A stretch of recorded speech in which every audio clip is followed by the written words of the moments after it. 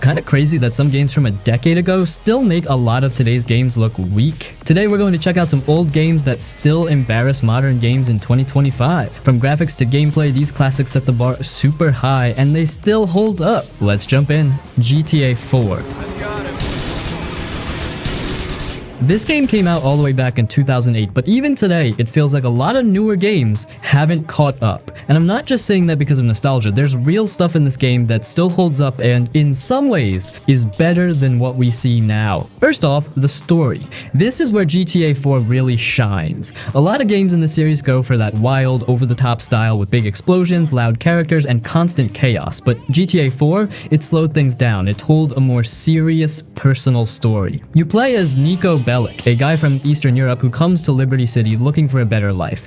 He wants to leave his past behind, a past full of war, pain, and bad choices. But the American dream isn't what it seems. Nico slowly gets dragged into the same kind of violence he was trying to escape. It's heavy stuff, but it's told in a way that feels real. Now let's talk about realism, because this is where GTA 4 still blows people away. Liberty City isn't the biggest map in gaming, but it's packed with detail. Every street feels like it has a purpose. The way people act on the sidewalks, the way cars handle, the way the world responds to what you're doing, it all feels alive. You can walk down the street and hear two random NPCs having a conversation. You can get drunk with your cousin, go play pool, or just ride around listening to the radio, and it feels like you're actually living in the city. One of the coolest parts of GTA 4 is the physics. The way Nico moves, the way cars drive, the way people fall, it's all powered by something called the Euphoria engine. And no joke, that engine still looks better than what we get in a lot of games today. If you shoot someone in the leg, they actually react, they stumble, they try to balance, they grab at their wound. It's not a canned animation, it's dynamic. Same with car crashes, the way the car bends and shakes, how Nico gets tossed around inside. It feels so real. Even something simple like bumping into a person can lead to different reactions depending on the speed, the angle, or how they were standing. It's wild how advanced it still feels. And let's be honest, look at some modern games now. You get giant maps with 1,000 icons, copy-paste side quests, buggy launches, or half-baked physics. GTA 4 was made 17 years ago, and yet it still feels more solid, more immersive, and more thoughtful than a lot of AAA stuff today.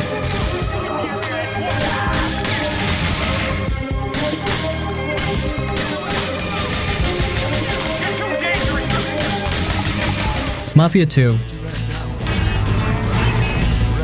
Now this is one of those games that quietly aged like fine wine. It dropped back in 2010, but honestly, it still holds up better than a lot of modern story-driven games, especially when it comes to tone, storytelling, and atmosphere. Mafia 2 absolutely nails it. So the first thing that stands out is the story. It's not trying to give you a 100-hour open world with side quests every 10 feet. It's way more focused. You play as Vito Scaletta, an Italian-American who returns home from World War II and slowly gets pulled into the world of organized crime. The whole game plays like an old-school mafia movie, something between Goodfellas and The Godfather, and it's not just about action, it's about loyalty, betrayal, family, and chasing a better life in a broken system. Vito isn't a superhero, he's just a regular guy trying to climb the ladder and take care of his family. That grounded, personal approach makes the whole thing hit way harder emotionally. You actually care about Vito and his best friend Joe Barbaro, and the bond between them is one of the best parts of the game. About time you showed up. But where Mafia 2 really embarrasses modern games is the atmosphere and detail. The setting. Empire Bay feels like a living, breathing city from the 1940s and 50s. Snow on the ground, jazz music on the radio, old school cars, classic advertisements, people walking around in period clothing. It's all so perfectly done. You step outside and just feel the time period. And that's something you don't see much these days. A lot of modern games set in the past kind of fake it, but Mafia 2 goes all in. It's stylish, moody, and rich with little details that bring everything to life. Let's talk realism too. The game's not afraid to slow things down. You don't have superpowers, the gunfights are gritty and grounded, you can only carry a couple weapons at a time, you reload manually, take cover, and actually feel the danger. The cops in this game don't mess around either. Speeding, they'll pull you over, run a red light, they'll fine you. That stuff adds a layer of immersion you don't see often.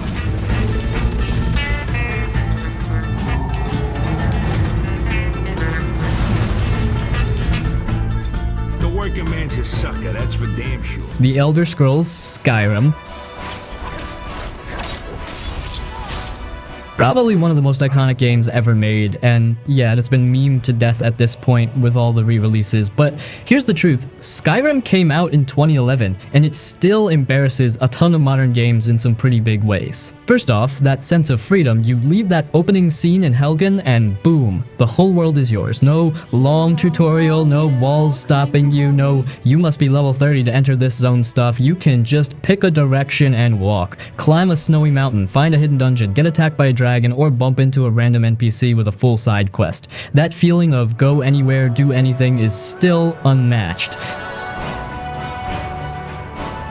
Now let's talk modding, because Skyrim basically became a platform for creativity. Bethesda made the base game, yeah, but the modding community kept it alive and took it to the next level. Better graphics, new quests, gameplay overhauls, completely new stories. Some of the best Skyrim experiences out there today are thanks to modders, and no modern game gives you that kind of open toolbox anymore. Most games are locked down and carefully controlled. Skyrim let the players go wild. Even without mods though, the quest variety and world depth are still solid. You've got the main Dragonborn storyline, but then you also had the Dark Brotherhood, Thieves Guild, College of Winterhold companions, Daedric quests, all with full voice acting, unique story arcs, and meaningful choices. And the cool thing, you can do them in any order or skip them entirely.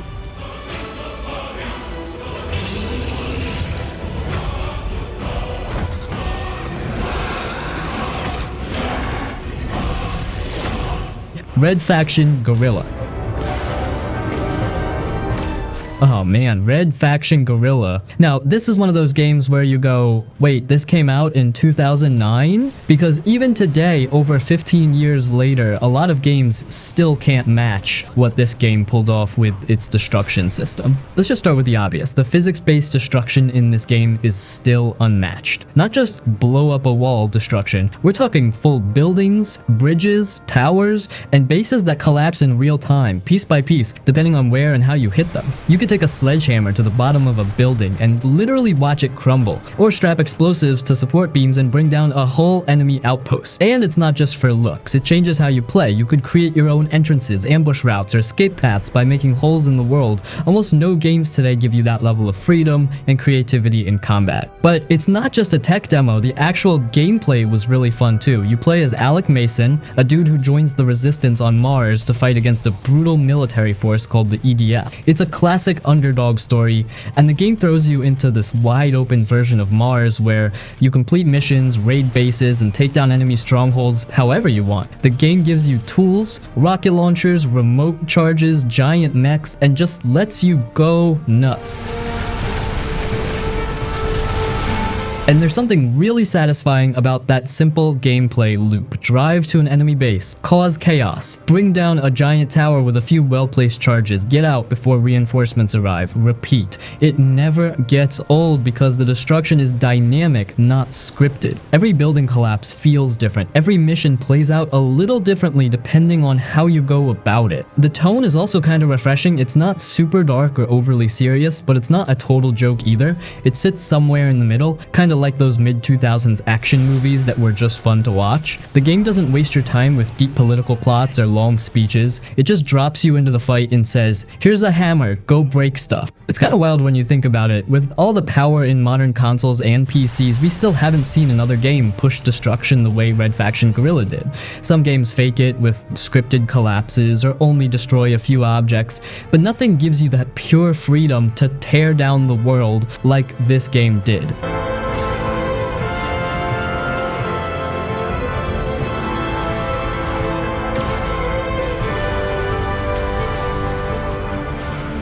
Fable: The Lost Chapters. Right off the bat, one of the coolest things Fable did was let you actually age and change over time. You start the game as a little kid, and as the story goes on, you grow into an adult. And it's not just story stuff. Your choices show up on your character's face and body. Be good and people admire you. Be evil and you start growing horns and getting red glowing eyes. That kind of visual transformation from your decisions was super unique back then, and even today, barely any games do it that well. The morality system was simple but effective. You could help people marry, set settle down, or you could rob, kill, and go full villain. And the world reacted to what you became. Villagers would cheer for you, or scream and run away. It felt like your actions really mattered. Some modern games still do this, sure, but Fable made it fun and kind of playful, instead of overly dramatic or serious. Looks like he's done whatever he was doing. The setting was also great. Albion felt like this cozy fairy tale land with a bit of British humor and charm. It wasn't huge like a Skyrim style map, but it had character. Towns felt alive, and there were a bunch of fun side things to do, like buying houses, getting married, playing pub games, even becoming famous. And the music, still so good. That soft, magical vibe is burned into your memory if you played it back in the day. And then there's the combat, which was super easy to get into. You had melee weapons, bows, and magic, and you could mix them however you liked. The game never made you pick one strict class. You just kind of learned and used what you wanted. You could throw fireballs 1 second, then pull out a sword the next. It felt really free for its time.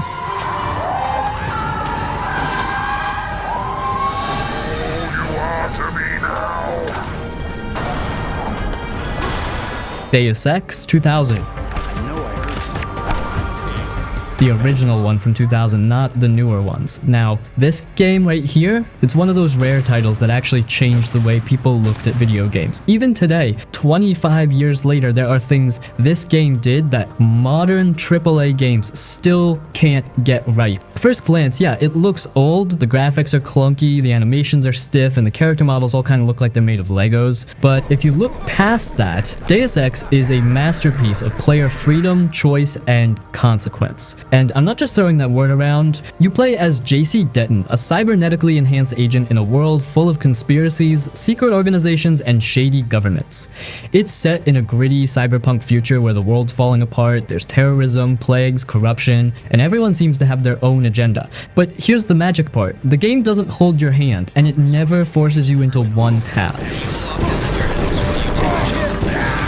You want to go in guns blazing and wipe out every enemy? You can. Prefer sneaking in through vents, disabling cameras, and knocking guards out quietly? That works too. Want to hack computers, read emails, open doors with keypads, and never fire a bullet? Totally valid. And the best part? The game reacts to how you play. Characters comment on your actions, some missions change based on what you did earlier, multiple endings, different choices, branching outcomes. It all flows together in this super smart way. Even modern games that promise choices usually just give you a good or bad option, but Deus Ex is way more subtle. It's about how you solve problems, not just which button you press. There's no big neon sign saying do this for good ending.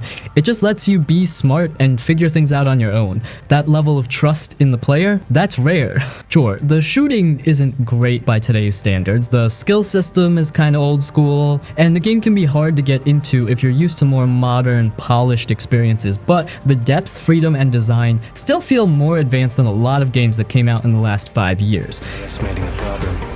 The others may not go as quietly as you think. Intelligence indicates they're behind the problems in Paris. A bunch of pretentious old men playing at running the world. Metal Gear Solid 2. The game starts off with Solid Snake, the hero from the first game, but pretty soon you're playing as a new character named Raiden. This surprised a lot of people back then. Some players were upset, but the game had a reason for doing that. It was trying to show how players often think they are in control when really they are being guided or even tricked. That idea is part of the story. You think you're the hero, but someone else is pulling the string. Even the gameplay was impressive back then. It had detailed stealth systems. You could knock on walls to distract guards, hide in lockers, sneak past cameras, or hold up enemies. You had a lot of freedom to move and plan your actions. The controls felt smooth and gave you more control than most games from that time. It's no surprise that a lot of future stealth games copied ideas from this one. The graphics were amazing for 2001. The game had things like real-time shadows, weather effects, and even little touches like slipping on bird poop. You could shoot a fire extinguisher and the smoke would spread across the room, break a glass window, and the pieces would fall in different directions. Most games in 2001 didn't even try to do that.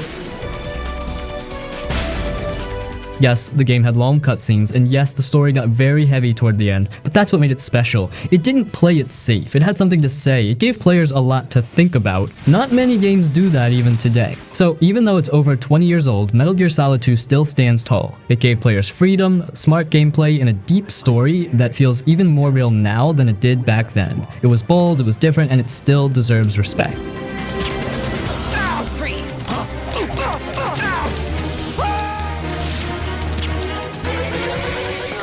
Half-Life 2. First thing you notice is how real the world feels, the way NPCs talk, the way the world moves, the physics, the sounds, everything just pulls you in. There are no cutscenes, no big press X to continue screens. The story plays out while you're still in control. People talk to you, events happen around you, and you're always there, never taken out of the moment. Most games today still pause the action to deliver a story. Half-Life 2 didn't do that. It made the story part of the world. The main character, Gordon Freeman, never speaks, but somehow the game still tells a strong story through the people around him.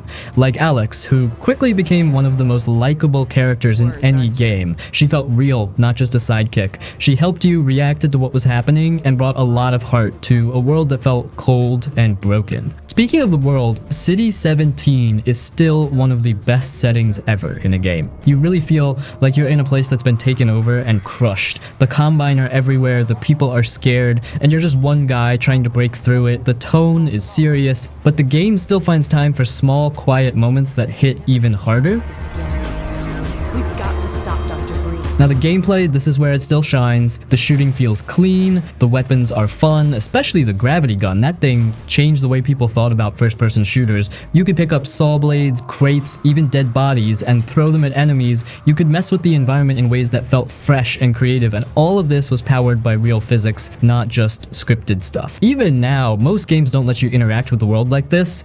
Half-Life 2 also kept things tight and focused. There's no open world, no bloat, no hundreds of side quests. Just strong level design, smart puzzles, and a good balance between action and quiet. The pacing is perfect. You get intense shootouts, then slower parts where you explore or solve a puzzle. The game never wastes your time. Every section has a purpose. What is it exactly that you have created? Can you name even one thing? I thought... Max Payne 2.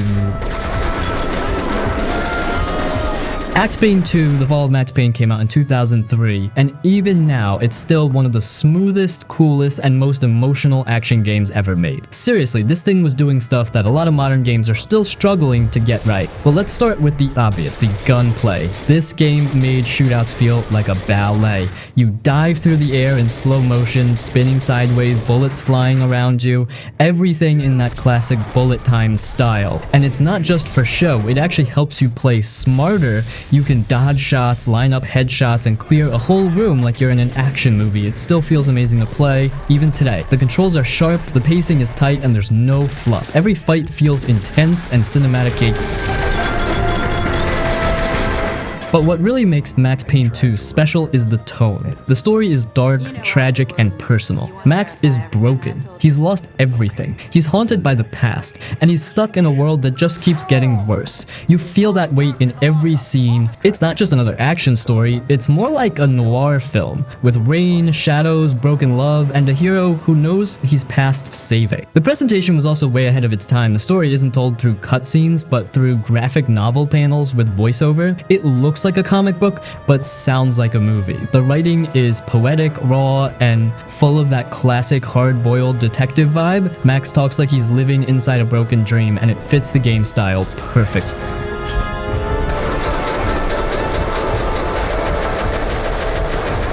Far Cry 3. Now this was one of those games where everything just clicked. It came out in 2012, and for a lot of people this was peak Ubisoft.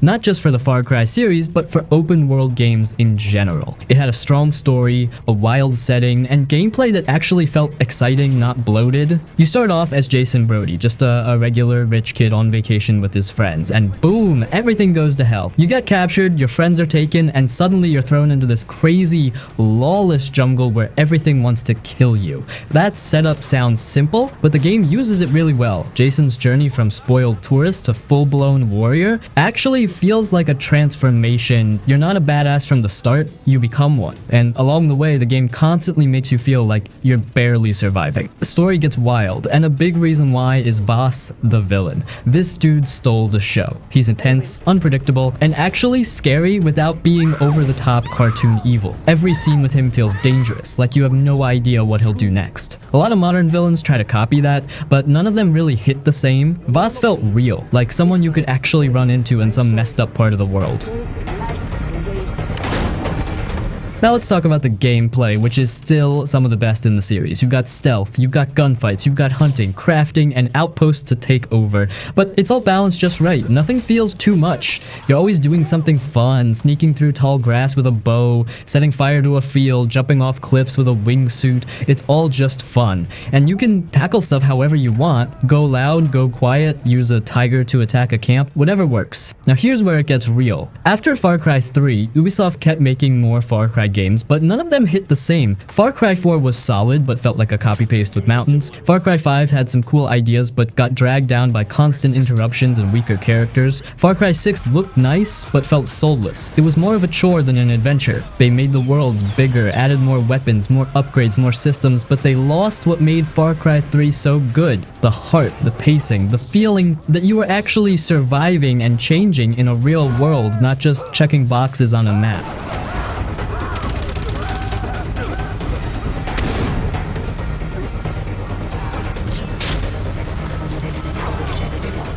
The Bully from Rockstar Games.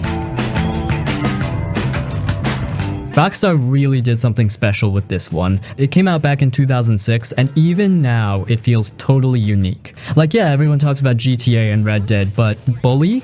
It's the one game Rockstar made that had soul, charm, and a weird kind of warmth, even though you're technically playing a kid who punches people in the face. You play as Jimmy Hopkins, this troublemaking teen who gets dumped at a private school called Bulworth Academy. And from the start, the vibe is different. It's not about gangsters or outlaws or saving the world. It's just about surviving high school, dealing with bullies, weird teachers, snobby rich kids, nerds, jocks, all of it. And the crazy thing is, it works. Like, really works. The whole game plays like a schoolyard version of GTA, but it's way more focused. The map's not huge, but it feels alive. You've got the school, dorms, classrooms, and eventually the nearby town. And each part of the game has its own schedule. You got classes to attend, curfews to follow, people to impress or mess with. There's a rhythm to the world that makes it feel like you're living in it, not just running around causing chaos.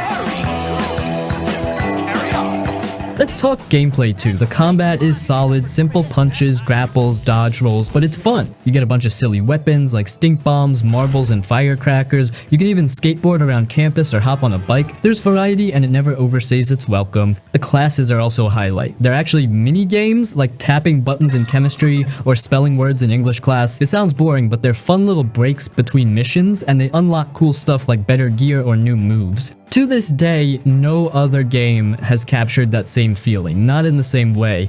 Some tried school settings or teen stories, but nothing ever quite felt like Bully. It was just lightning in a bottle. A little bit of chaos, a little bit of heart, and a whole lot of charm.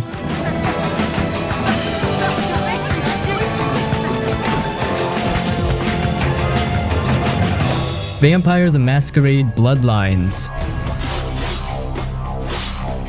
This one's a cult classic, released in 2004, and yeah, it was super buggy at launch, but underneath all that mess was something crazy special. Even today, there are still things this game does better than most modern RPGs. It had depth, freedom, mood, and a style that felt totally its own. And once you get into it, you realize why people still won't shut up about it. You play as a freshly turned vampire just thrown into the chaotic underworld of Los Angeles. And this ain't some cheesy vampire story with glitter and love triangles. It's dirty, weird, political, and full of backstabbing. Every faction wants something and you're stuck in the middle trying to survive. You get to pick your vampire clan in the beginning, and that one choice actually changes the whole game. Sure, dialogue options, how NPCs treat you, the way missions play out, all of it shifts depending on who you are. If you pick Malkavian, for example, your character is completely insane. You speak in riddles, hear voices, and even have conversations with stop signs. No other game has ever done something that weird and actually made it work. Or if you go with Nosferatu, you're so scary looking that you can't even walk around the streets during the day without causing a panic. So you gotta sneak through sewers and back alleys. It's not just a stat change, it's a full-on role change. The replay value is insane. Now, let's talk tone. This game has some of the best atmosphere ever. You'll walk through foggy alleys in downtown LA, neon-lit nightclubs, haunted hotels, shady warehouses, and it all feels gritty and real. There's a mission in a haunted house that still freaks people out even today. No jump scares, no monsters popping out, just pure mood and sound design that makes your skin crawl. It's legendary.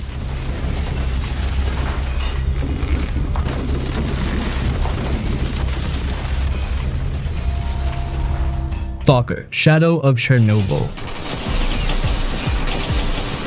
So what is it exactly? It's a first-person shooter, but not just that. It's also a survival game, a bit of a horror game, and kinda an open-world RPG too. You play as this guy called the Marked One who wakes up with no memory in the middle of the Chernobyl exclusion zone, which is now full of mutants, radiation, weird anomalies, and a bunch of armed factions fighting over it all. The goal? Figure out who you are, why you were found near death, and what's really going on in the zone. The world is dangerous. You've got radiation zones, deadly anomalies, which are like invisible traps, wild mutants, and armed bandits. Ammo is limited, health packs are rare, guns jam if they're old, you have to manage your stuff smart, loot bodies, scavenge supplies, and make tough choices about what to carry. You're not a superhero here, you're just trying to survive. And the gunplay is also more realistic. It's not run and gun. Bullets don't always hit where you aim, especially early on when your gear is trash. You'll need to find better weapons, upgrade armor, and slowly improve. Fights feel tense and dangerous. A single mistake can kill you, especially when you're low on health or stuck in a bad spot. There's also a day-night cycle and dynamic weather. That adds even more tension. Traveling at night is risky. You might get ambushed or just get lost in the dark. The world feels alive, but not in a flashy way. It's quiet and real. NPCs go about their business, stalkers roam the world, and fights can happen without you even being involved. You're just one guy in a much bigger place. The missions are open-ended. You have a main quest, yeah, but there are side jobs too, helping other stalkers, finding lost gear, or clearing out mutant nests. Some missions can fail or change depending on what happens in the world. The choices aren't spelled out with fancy menus. You just do stuff and the game reacts.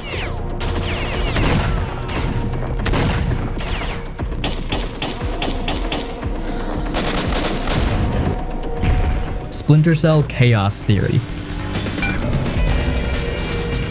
Splinter Cell Chaos Theory came out in 2005, and for a lot of fans, it's still the best stealth game ever made, no joke. Even with all the fancy games we have now, Chaos Theory just does things better. It's smart, it's tense, and it gives you full control without making it feel overwhelming. You play as Sam Fisher, a top-level spy working for a secret US agency. Your job is to sneak into enemy bases, hack computers, steal data, and quietly take out targets, all without anyone even knowing you were there. And if they do find out, things can go bad real fast. This game doesn't treat you like an action hero, it treats you like a ghost. Someone who moves in the dark and leaves no trace. The gameplay is all about stealth. You stick to the shadows, move slow, and listen closely. Enemies can hear your footsteps, notice open doors, or spot you if you're not careful. Light and sound matter. You've got a meter that shows how visible you are and another that tells you how loud you're being. That means you're always thinking about where you walk, how fast you move, and what's around you. Sam's toolset is also sick. You get night vision, thermal vision, a sticky camera, you can shoot onto walls, a little hacking device, and more. You can open doors quietly, whistle to distract guards, grab people from behind and interrogate them. There's just so much stuff you can do, but the game teaches it in a clean, simple way. One of the best things is how the game gives you freedom. You can sneak past guards without touching them, or you can knock them out one by one. You can shoot out lights to create darkness, or climb up vents and find hidden paths. It's not about running and gunning, it's about thinking, planning, moving with purpose.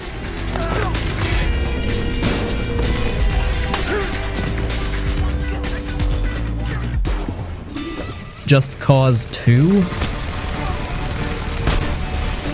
You play as Rico Rodriguez, a secret agent with a grappling hook, a parachute, and a whole island to mess around in. The map is huge, like massive, filled with jungles, cities, deserts, snowy mountains, and military bases. There's over 400 square miles to explore, and the game gives you total freedom to go wherever you want, whenever you want. What makes Just Cause 2 special is the sandbox gameplay. You're not tied down by story missions or strict rules. You can skydive from a helicopter, hijack a jet mid-air, crash it into a fuel tank, and then grapple to safety right before it explodes. You can tether two enemies together and fling them off a cliff. You can attach a car to a helicopter and swing it around like a wrecking ball. The game is full of dumb, fun, chaos, and it wants you to go nuts with it. The grappling hook is the heart of the game. You can use it to climb buildings, pull enemies, stick things together, or launch yourself through the air. Combine that with the parachute, and you're basically flying all the time. You never have to walk or drive if you don't want to. Just zip around like a superhero. It feels so smooth and fun, even today. No other game has really captured this combo of tools the same way. And yeah, the explosions. They're everywhere. The whole game is built around causing chaos, which unlocks missions and weapons. You destroy fuel tanks, towers, vehicles, radar stations, and every explosion is loud, bright, and satisfying. You don't need a reason, just blow stuff up because it's awesome.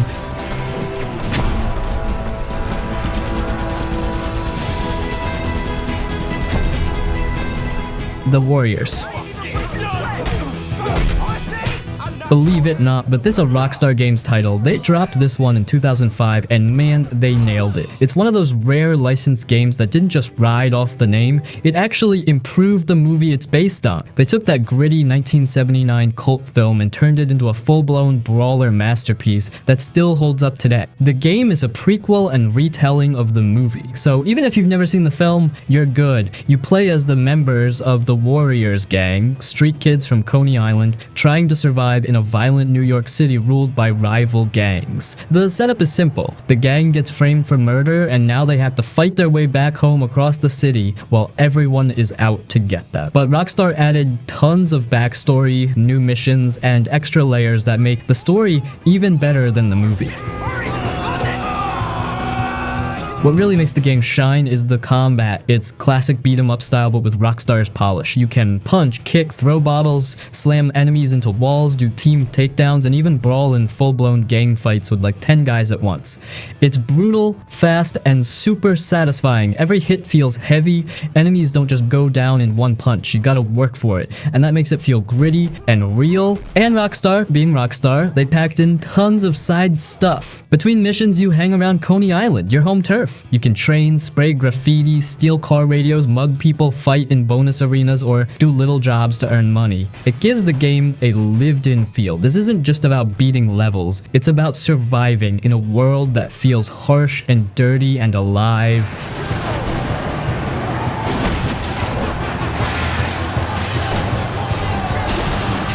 Scarface, the world is yours. Oh man, Scarface, the world is yours. Now this game right here, underrated as hell. It came out in 2006, and while people were busy talking about GTA, this game quietly dropped and ended up being one of the coolest open world crime games ever made. It took the world of the movie, flipped the ending, and asked a wild question. What if Tony Montana didn't die at the end? The game straight up rewrites the ending. Instead of going down in that bloody shootout, Tony survives, escapes, and now has to rebuild his empire from scratch. You lost everything, your mansion, your money, your friends. So you gotta start small again and work your way back up to the top. That whole idea, super smart. It makes the game feel like a true sequel, not just some quick movie tie-in. The story is surprisingly solid. It's still Tony being Tony, loud, angry, swearing every 5 seconds, but the writing actually does a good job showing him trying to change a bit. Like, he's still a violent maniac, but this time he's also trying to do things smarter. You're building businesses, cutting deals, and expanding your drug empire while keeping things under control. It's a mix of action and business, and it works way better than you'd expect. Start making my own moves. Gotta get back in, you know? Now let's talk gameplay. It's third person like GTA, but it has its own feel. Gunplay is smooth, and you've got this cool balls meter. Yeah, really. And when it fills up, you can go into this rage mode where time slows down and Tony yells while you mow everyone down. It's over the top, but in the best way.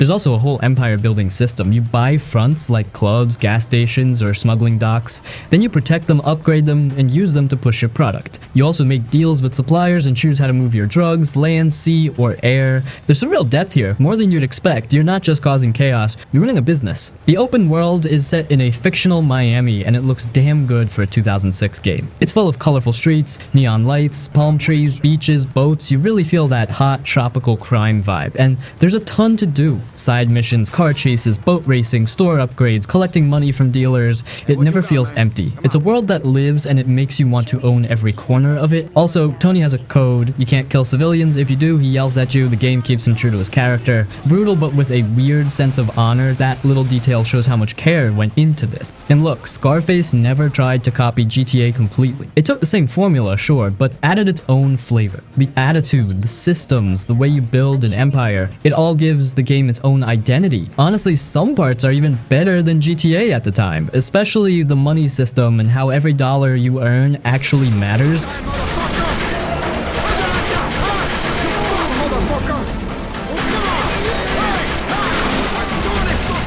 Fiverr, San Francisco. This one is a total hidden gem. Most folks either slept on it or skipped it thinking it was just another car game, but nah, this thing was different, way different. It took the open world driving formula and flipped it with one of the most creative ideas ever in a racing game. You play as John Tanner, a cop chasing down his old enemy, Jericho. Sounds like a regular crime story at first, right? But here's the twist. Tanner gets into a car crash early on, and the whole game basically takes place while he's in a coma. That means the world you're playing in isn't real. It's happening inside his head. And because of that, the game gives you this crazy superpower called Shift. Shift lets you instantly jump out of your body and take control of any car on the road. No loading screen, no cutscene, just zoom out and bam! Now you're driving a school bus, a muscle car, a cop cruiser, whatever. You're chasing someone? Boom, jump into a truck up ahead and block the road. Need backup in a race? Take over another car and slam the guy you're chasing from the side. It's insane how smooth it works. Still feels fresh today. The gameplay loop is all about using Shift in cool ways. You do races, police chases, takedowns, stunts, but now you're thinking way bigger. You're not just the driver, you're controlling the whole traffic system if you want to. It makes every mission feel like a puzzle. It's not just about skill, it's about creativity, and the driving itself is tight. Cars feel heavy, fast, and just arcadey enough to be fun without being floaty. The city of San Francisco looks great too. Big hills, tight corners, long straights, all perfect for wild chases. It's got that classic movie car chase vibe, like Bullet or The French Connection. You're drifting around corners, barely dodging traffic, pulling off insane moves at high speed, and it never gets old. Another thing that makes this game cool is how clean and focused it is. No getting out of the car, no clunky on-foot missions, just pure driving, and instead of forcing you to do a bunch of side stuff, the game rewards you for messing around. You can earn points by pulling off drifts, near misses, and stunts, then use those points to unlock upgrades, challenges, and new abilities. Enjoy it now, Jericho, because in the real world, I'm gonna break you.